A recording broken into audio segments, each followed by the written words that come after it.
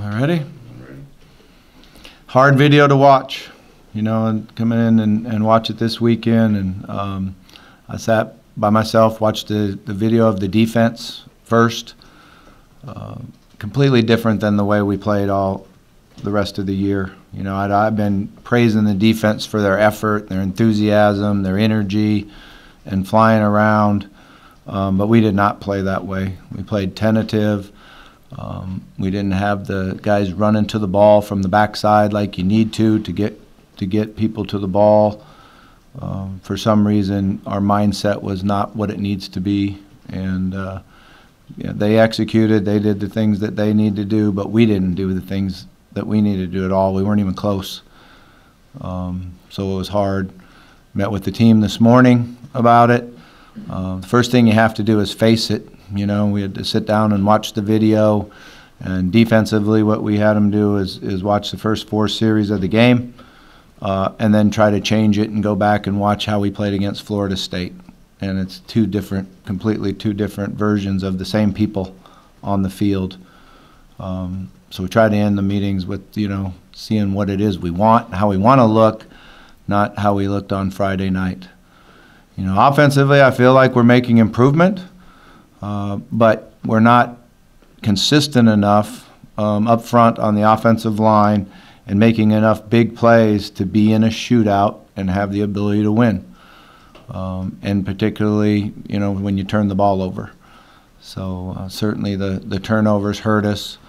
We're not getting any back from our defense, you know, so that hurts too. I don't know how many. I think we've only had 4 turnovers with our defense the entire year, which is as low as I can ever remember. So, you know, that hurts, not getting short fields and not turning it back. But there are some really good things you see from Puma.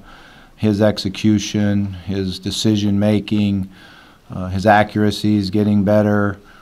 I think his understanding of what's going on defense has been much better and distributing the ball. And then you do see some young guys making plays. You know, I like the way Tutu's playing. Hassan Hall, although he didn't get enough carries, and that's the other thing that happens when you get so far behind, is the ability to really run the ball the way you would like to. But it was good to see him get involved in the passing game, you know, go through his protections, get to his checkdowns, and, you know, we had some good third down conversions. This is 2 games in a row. I think we've been up at 58% on third down conversions, and that usually doesn't equal the score that we had the other night. But, you know, what we're going to do is just keep working, keep going ahead. We brought the team in this morning and had meetings. Obviously, some of it's hard. And then we went out on the field and worked and practiced and, you know, got ahead for this next game. Boston College is always a real physical team. They run the ball. You know, I don't know what the status is of their running back. I know he didn't play last week, but he's a special player. So we'll have to be able to tackle and get a lot of guys to the football there. And then they always play good defense. So we have to be able to execute. Make some plays down the field and get some guys out in the open so we can utilize some speed. But, you know, I thought the players reacted well when we got out on the practice field. You know, obviously the meetings, when you're seeing yourself on video not do the things you're capable of doing or used to doing, is very difficult. So with that, I'll just open up for questions. Bobby, University of Oklahoma made some coaching changes this week. Have you contemplated any? No, not at all. I don't believe in that, to be honest with you. This is college football, and, you know, that's not something I believe in. You know, I worked for Bruce Snyder, the old head coach at Arizona State, University of Cal, and one of the things that he always talked to the players about was that when you start the season, you decide once that this is where you want to play, this is where you want to be, and go through your cycle. And but I don't believe in that. Bobby, how much of that tentativeness on defense could be attributed to an unusual offense? Yeah, I think somehow, some way that you know, we set something in our players' minds that they block low because we were tentative, we were getting hands down, we weren't running, we were being, you know, tentative on the type of cut blocks that they have. And certainly that, you know, that can't happen. There's you know, something that we did as a coaching staff to make our players tentative about it and not run and go full speed to the ball like we should. The guys we've talked to have been saying all the right things, but is there any concern that you have lost any of these players or could lose some of them going forward? I mean, that's always a concern as far as who wants to continue to work hard, who wants to continue to have a positive attitude, you know, but we're going to keep working at it. You know, we see improvement by the offense, and defense has been the group that's had the good attitude all year long. You know, offensively, we've had some challenges when guys don't get as many balls as they would like and you know, the things that always go along with it. But I also talk to our players about, you know, making sure that we stay away from some of the things that go with losing, you know, like class misses, tutor misses, you know, not putting enough effort into everything else. One of the ways that you really excel as a football player is you have everything else in your life in line. You know, you go to class, you go to your tutor sessions, you do things right off the field as far as eating and sleeping and studying, and then that allows you to get on the field and play well. So I'm going to make sure that our players stay away from the things that go with losing games, and continue to, you know, do the things that we do off the field.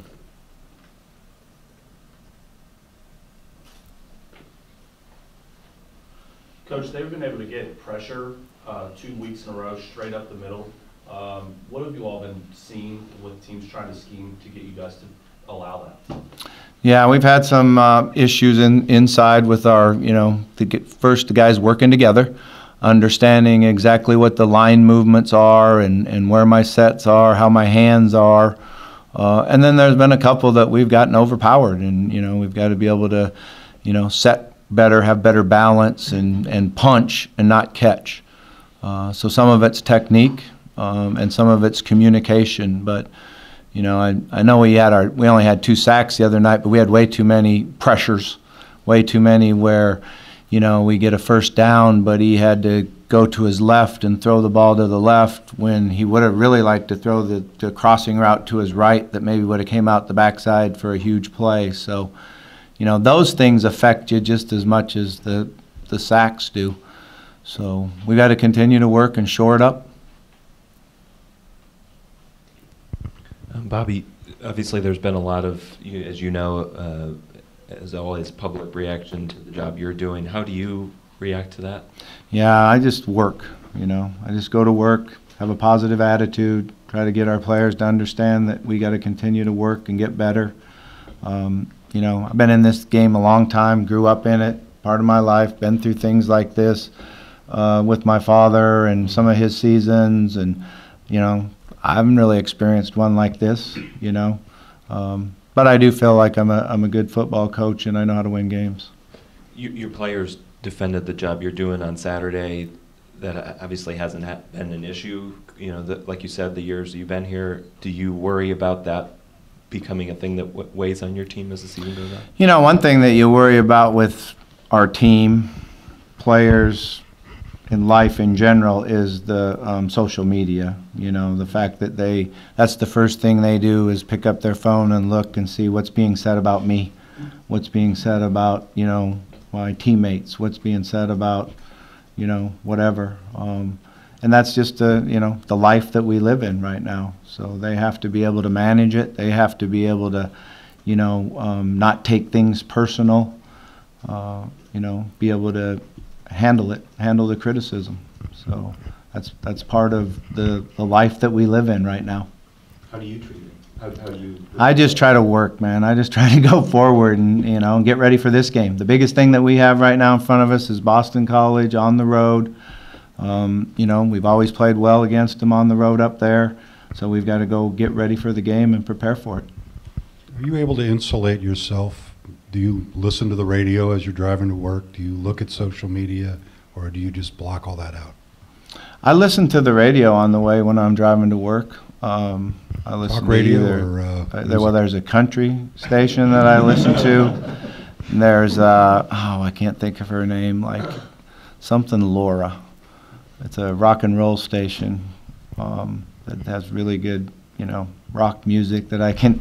It depends on what mood I'm in, whether I go with the country or the rock. But regular Laura, I think is her name, 107.7, and she always makes me laugh on my way to work in the morning. So no talk radio? No, I don't listen to talk radio now. That's probably good. Yeah, that's what I've heard. That's right. That's right. You certainly don't know for sure, but how different would BC be without Dylan, and what have you seen from how good he's had so far this season? I mean, he's a special player. He's a guy that is not only big and physical, but then has the speed and can catch the ball out of the backfield and do all kinds of things. So, they kind of had his breakout game against us a year ago. When we're up 21-7, and then he kind of made some huge plays and got them back ahead. We came back. We had a chance to, win it at the end and didn't get it done.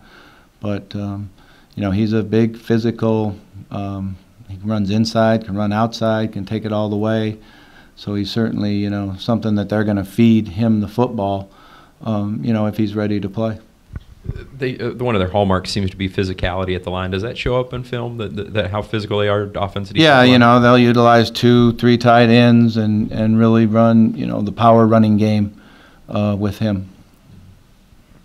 Coach, there's obviously a number of things that you've mentioned that need attention on both sides of the ball. Do you view any of these things as quick fixes, or do you view, that there's a potential to turn this thing around and still have a positive season? Yeah, I think we have the potential to turn it around.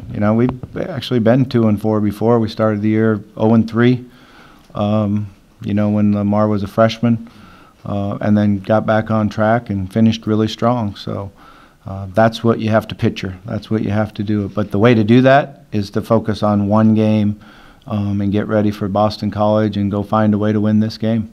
Do you see that there's ways that you can correct some of these things kind of quickly? Yeah, definitely. We've, like I said, offensively, we've been improving. We've been correcting things, and we've gotten a lot better, particularly, at the quarterback position. He's executed. He's thrown the ball for the type of percentage that you would like. He's taken care of the ball. His decision-making's been a lot better. So there's no question that we're going to continue to get better. Do you think there's a price to be paid for having turned over defensive coordinators 3 times in a short span? Is there a learning curve that just never gets complete? Yeah, I really feel like that, when Brian came in, we have a whole new team on defense, a bunch of young guys. I was really worried in spring, thinking the learning and the curve and how everything goes. And then we came back in fall, and I really thought they improved and made huge strides. They've been playing well. They've done some really good things as far as keeping us in games and giving us a chance to win. We've gotten some experience show up in, tight situations when you would, at the end of the game at Florida State where you'd like to see it not show up. But they've really improved until this last week, until this game, and we got to get it back. We got to get back to where we were playing and the type of speed and effort and attitude that we were playing with. What's the biggest improvement you've seen with Puma over the last 2 weeks? Yeah, I think really his understanding of defenses and being able to focus and keep his eyes downfield. He made some really good things happen on 3rd down the other night, and they gave us some different looks and rotated out of it. He saw post-snap movement. I think that's one of the things as a quarterback. You start seeing the pre-snap alignment, pre-snap, but then at post-snap you have to understand what the safeties are doing and what the linebackers are doing. We had progression called to this side of the field, and they rotate that way, and he throws the ball into the boundary twice for big first downs.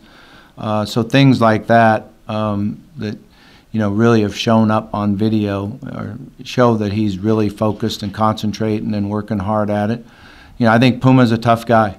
I think that he didn't have the start to the season that he wanted. He played well against Alabama, then we had the monsoon, and then things just didn't go well.